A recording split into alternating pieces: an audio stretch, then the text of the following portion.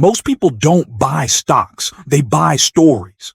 A chart that looks like a rocket, a headline that feels like destiny, a thread on social media with 1,000 likes that quietly whispers, "You're safe.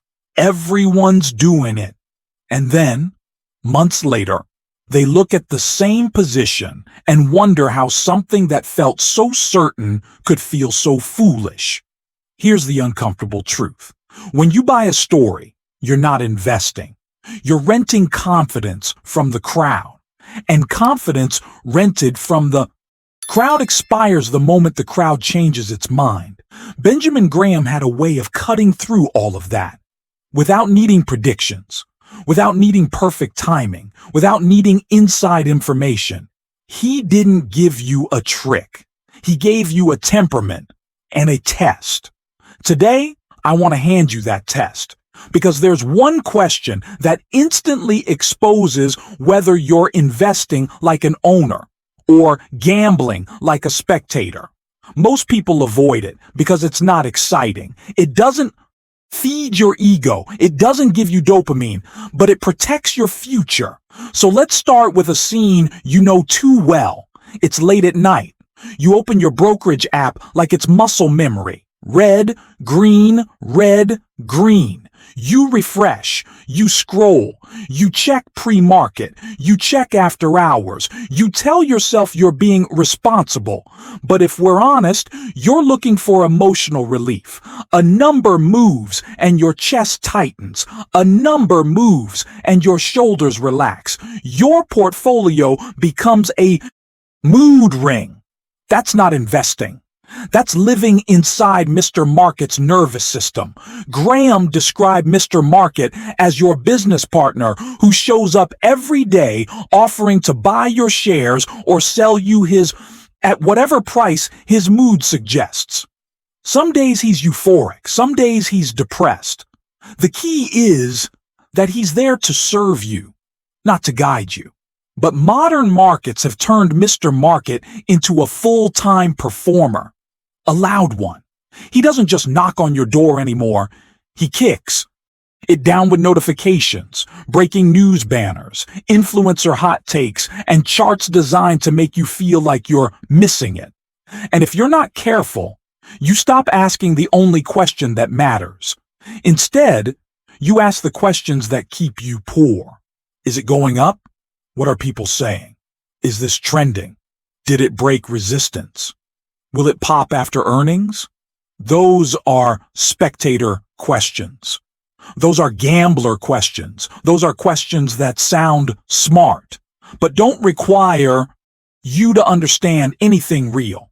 The intelligent investor asks different questions, owner questions, because a stock is not a story. A stock is not a symbol.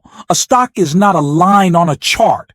A stock is a fractional ownership claim on a real business. Real products, real customers, real competitors, real costs, real mistakes, real cash coming in or not coming in. And here's the first mental shift you have to make. If you wouldn't buy the whole business at today's price, you have no business buying a piece of it.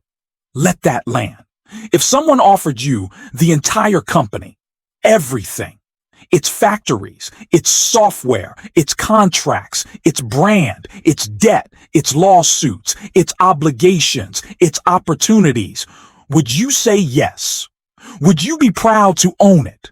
Would you feel calm owning it through a recession? Would you be okay if the stock market closed for 5 years? Most people never even consider this. Because the moment you think like an owner, you lose interest in the game. And that's the point. Markets don't reward excitement. Markets reward discipline. The crowd buys what feels inevitable. Owners buy what looks durable. At a price that leaves room for error. That room for error is what Graham called the margin of safety. And it isn't just a valuation concept, it's a life philosophy. A margin of safety is the difference between outcomes you can survive and outcomes that break you. It's the difference between investing and hoping. It's the difference between a bridge built for the maximum expected load and a bridge built to handle the unexpected. Most people build portfolios like cheap bridges. They assume the world will cooperate. They assume the economy will stay friendly. They assume interest rates will behave. They assume revenue will keep growing. They assume the story will keep working. And when reality shows up with a different plan, they blame the market, when what they really lacked was a margin of safety. Now, before we go any further, I want to give you the uncomfortable question I promised, the one that exposes the difference between investing and speculation. Here it is. What is this business worth, conservatively, based on what it can reliably earn, and what am I paying for it today? That's it. If you can't answer that, you're not investing. You're speculating. You might get lucky. Speculators often do for a while. But luck is not a strategy. Luck is a temporary disguise for risk. And risk has a way of collecting its payment later with interest. Graham didn't say speculation is immoral. He said it's dangerous when you confuse it with investing. Because when you think you're investing, you size positions like it's safe. You hold like it's safe. You sleep like it's safe. And then the market reminds you you weren't building, you were betting. So let's build something real now. Let's build the business owner mindset in a way you can actually use. Without turning this into a finance textbook, I'm going to give you an owner's checklist, not because checklists are glamorous, but because checklists keep you alive when emotions take over. And in markets, emotions always try to take over. Owner's question number 1. What does this business actually do? And why do customers pay?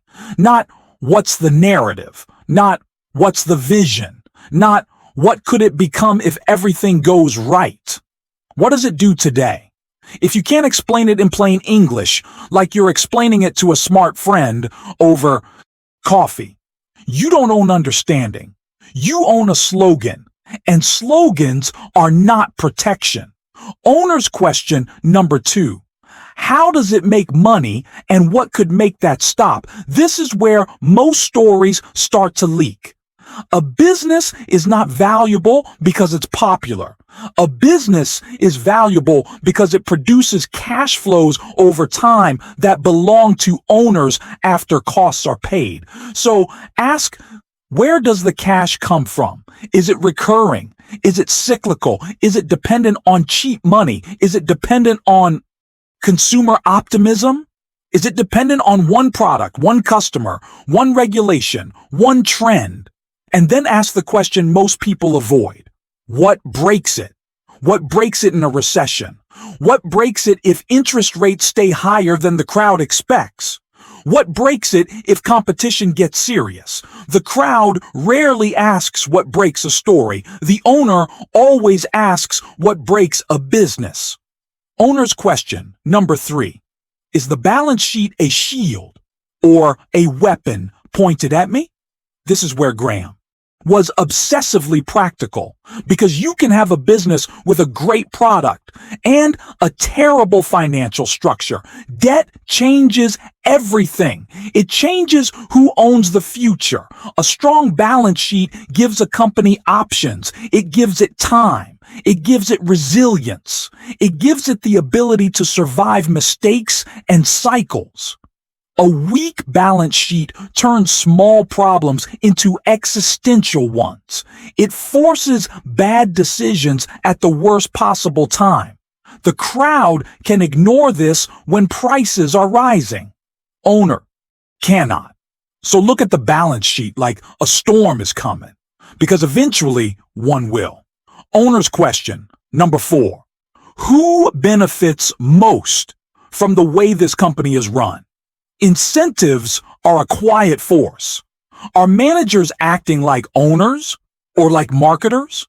Are they issuing stock like it's free candy? Are they buying back shares at sensible prices? Or just to decorate earnings per share? Are they making decisions that look good on a slide deck? Or decisions that build long-term earning power? Graham's approach wasn't about trusting charisma. It was about trusting evidence. Owner's question, number 5. Am I paying a price that leaves room for error?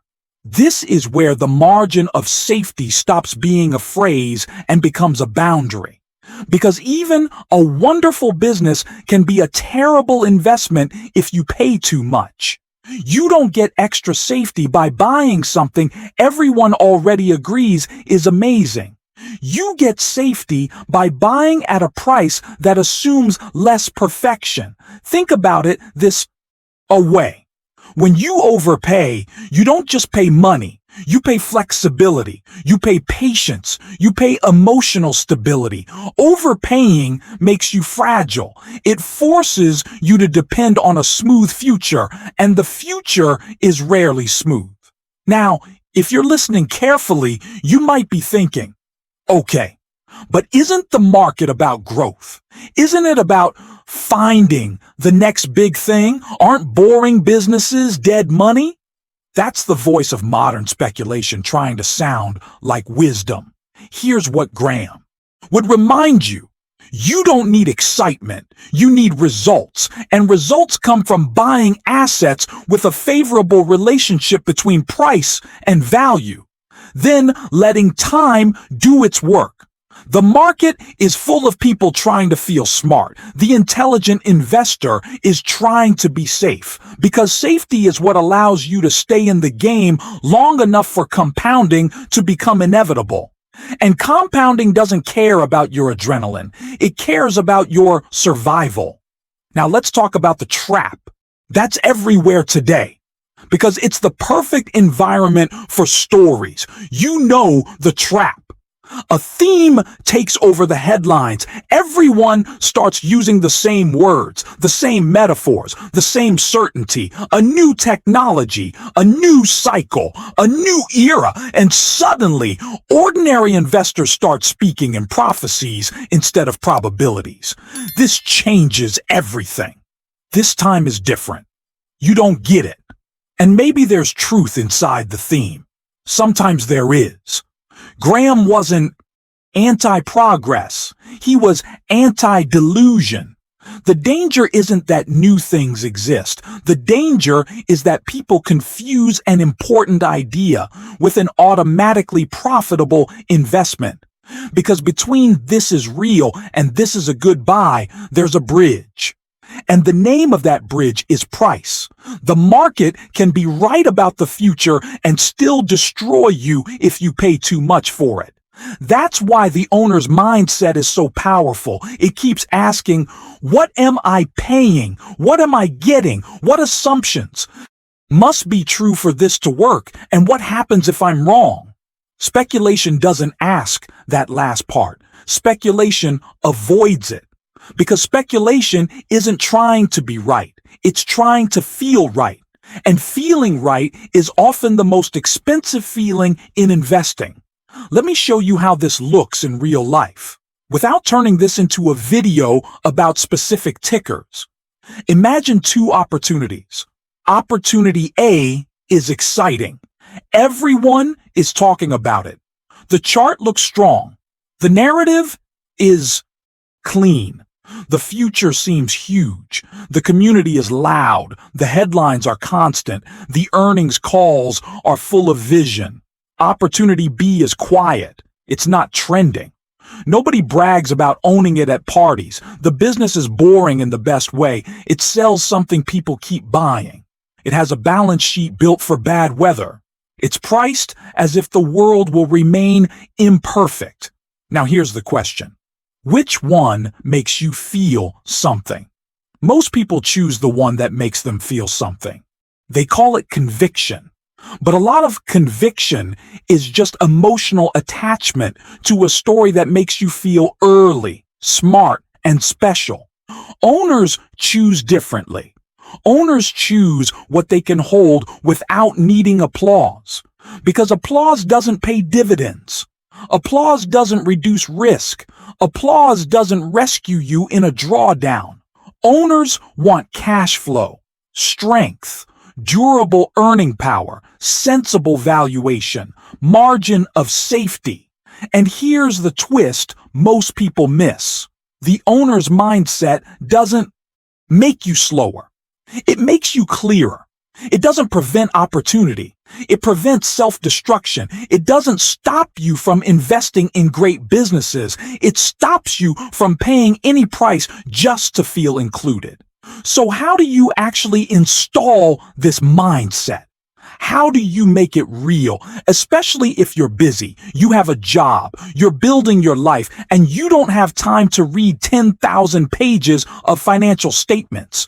You build a ritual, a simple one, 10 minutes before you buy anything. You do the owner's pause, 10 minutes that can save you 10 years of regret. Here's how it works. Step 1. Remove the ticker from your mind, literally. Stop staring at the symbol. Write the company name down like you're buying a local business, because tickers make you think like a trader. Names make you think like an owner. Step 2. Answer this in one sentence. What does this company sell and why do customers pay for it? If you can't answer, you stop. Not maybe. Not I'll buy a little just in case. Stop. Because if you can't explain the business, you can't evaluate the risk, and risk is what destroys compounding. Step 3. Ask what could break it, not what could slow it. Break it. Recession, regulation, competition, debt, cyclicality, customer concentration, pricing power, technological disruption. You're not doing this to be pessimistic. You're doing it to be honest. Owners aren't pessimists. They're prepared. Step 4. Check the financial spine. Is the balance sheet strong enough to survive a harsh environment? Is it relying on constant refinancing? Is it fragile? You don't need to become a CPA. You just need to recognize fragility, because fragile businesses force fragile investors, and fragile investors panic at the worst time. Step 5. Ask the question that Graham would insist on. What am I paying versus a conservative estimate of value?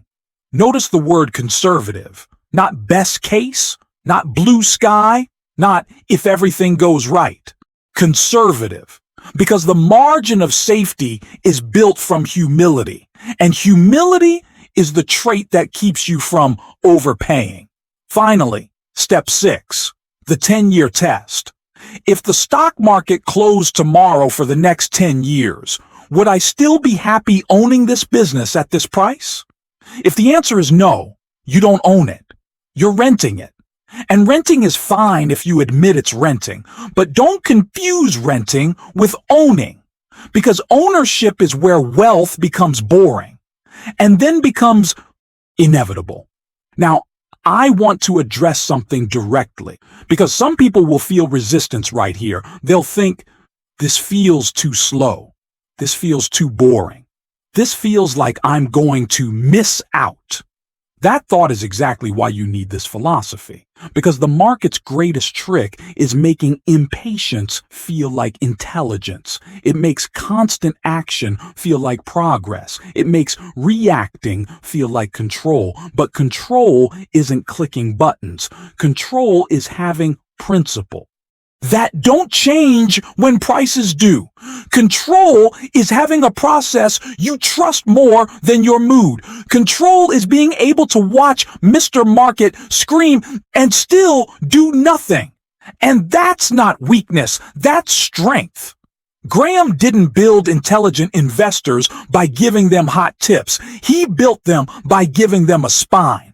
A way to think that survives decades, because the goal isn't to be right this week. The goal is to still be standing in 20 years.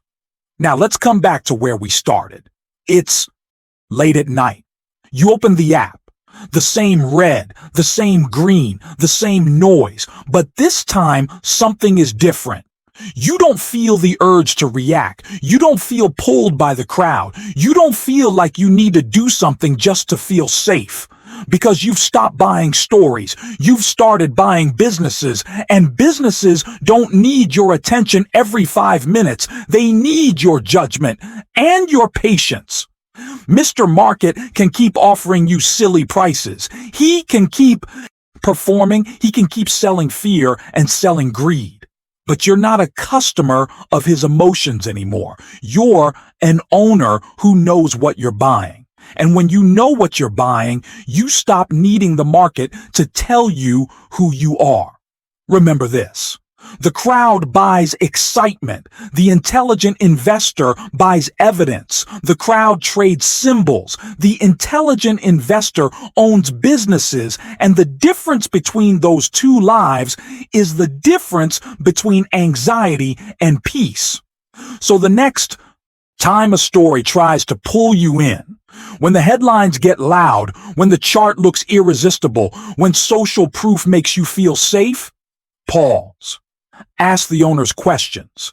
Demand a margin of safety. And let the future be built by discipline, not dopamine. If you want daily notes to train your temperament and think like a true intelligent investor, you're exactly where you should be.